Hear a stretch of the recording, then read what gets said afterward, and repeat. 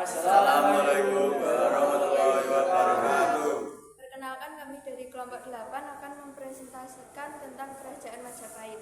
Perkenalkan, nama saya Karina Rizky Mafira dari absen 24. Saya Deva Tariza Muhammad dari absen 13. Saya Muhammad Farid Wijayana, absen 29. Saya Muhammad Faisal dari absen 30. Saya Arfan Reza Dilanto, absen 33.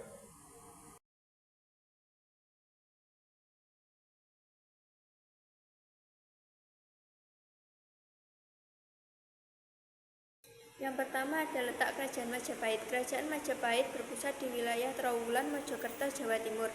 Raden Wijaya, pendiri Majapahit, membuka hutan di tepi Sungai Brantas dan menjadikan desa tersebut sebagai pusat pemerintahan.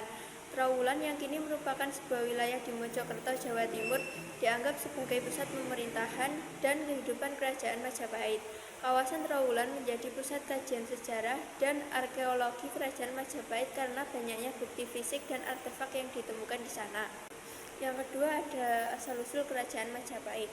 Kerajaan Majapahit berdiri pada tahun 1293 Masehi di Jawa Timur, Indonesia. Didirikan oleh Raden Wijaya, seorang bangsawan dari Kerajaan Singosari.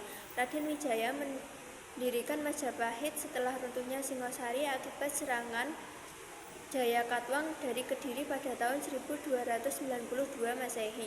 Pada tahun 1293 Masehi, Raden Wijaya bekerja sama dengan tentara Mongol dari dinasti Yuan untuk mengalahkan Jaya Katwang. Setelah menang, Raden Wijaya berbalik menyerang pasukan Mongol dan mengusir mereka dari Jawa.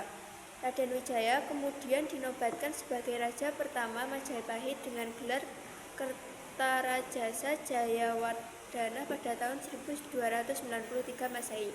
Pada masa pemerintahannya, Majapahit menghadapi pemberontakan dari dalam istana hingga tahun 1309 Masehi. Majapahit mencapai puncak kejayaannya pada masa pemerintahan Hayam Wuruk tahun 1350 sampai tahun 1389 Masehi.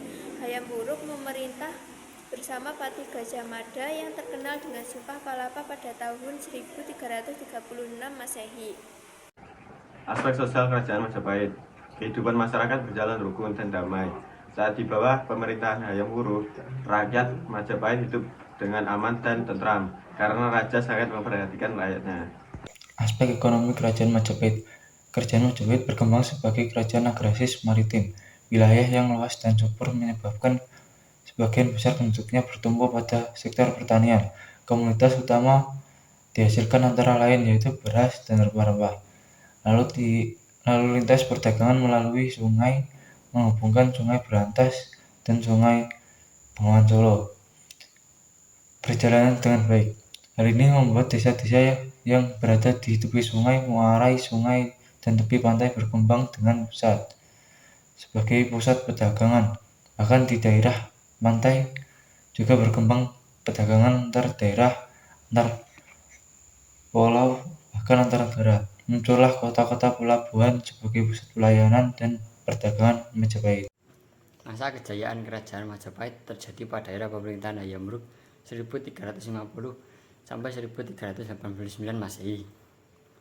Hayam Wuruk bersama dengan patinya yang terkenal Gajah Mada yang terkenal dengan Sumpah Palapanya, di mana ia berjanji tidak akan memakan buah palapa atau menikmati kesenangan duniawi sebelum berhasil menyatukan Nusantara di bawah kekuasaan Majapahit. Hingga akhirnya mereka berhasil membawa Majapahit ke puncak kejayaan. Wilayah kekuasaan Majapahit meluas hingga mencakup sebagian besar wilayah Nusantara, termasuk Sumatera, Kalimantan, Sulawesi, dan bagian timur Indonesia, dan dari Semenanjung Malaya hingga ke Filipina bagian selatan. Pengaruhnya juga terasa hingga ke negara-negara tetangga seperti Thailand dan Kamboja. Selain ekspansi militer, Majapahit juga dikenal sebagai kerajaan maritim dengan kekuatan armada laut yang sangat kuat. Selanjutnya, Kerajaan Majapahit. Runtuhnya Majapahit disebabkan oleh berbagai faktor, termasuk perang saudara. Akibat perebutan kekuasaan yang mengindikasikan lemahnya pemerintahan, runtuhnya Majapahit juga membuka jalan bagi perkembangan kerajaan-kerajaan Islam di Nusantara. Berikutnya adalah peninggalan Kerajaan Majapahit. Yang pertama adalah Kitab Negara Kertagama.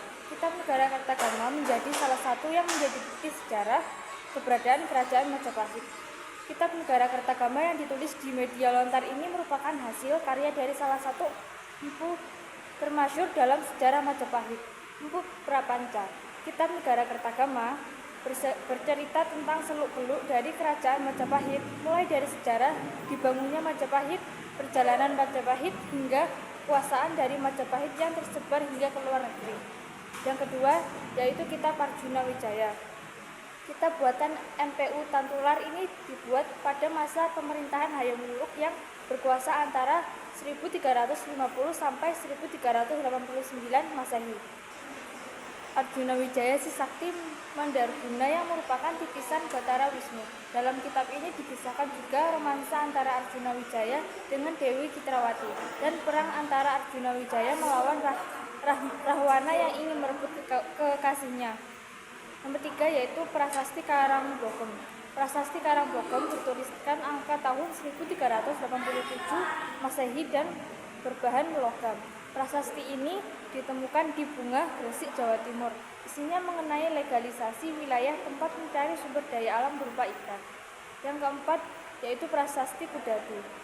Dalam tulisan di prasasti ini ditemukan angka tahun 1216 Saka atau 1294 Masehi. Berisi cerita Raden Wijaya yang dibantu Rama Kudadu dalam pelarian dari ancaman Jaya Katuang yang telah membunuh Raja Singgasari Kertanegara. Yang nomor 5 Candi Ceto. Candi Ceto yang dibangun pada periode antara 1451 dan 1470 ketika Majapahit masih berpengaruh di wilayah Jawa, terletak di Desa Bumeng, Kecamatan Jenawi, Kabupaten Karanganyar.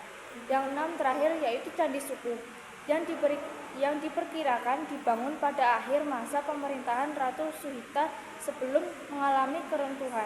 Terletak di Desa Bejo, Kecamatan Margoyoso, Kabupaten Karanganyar.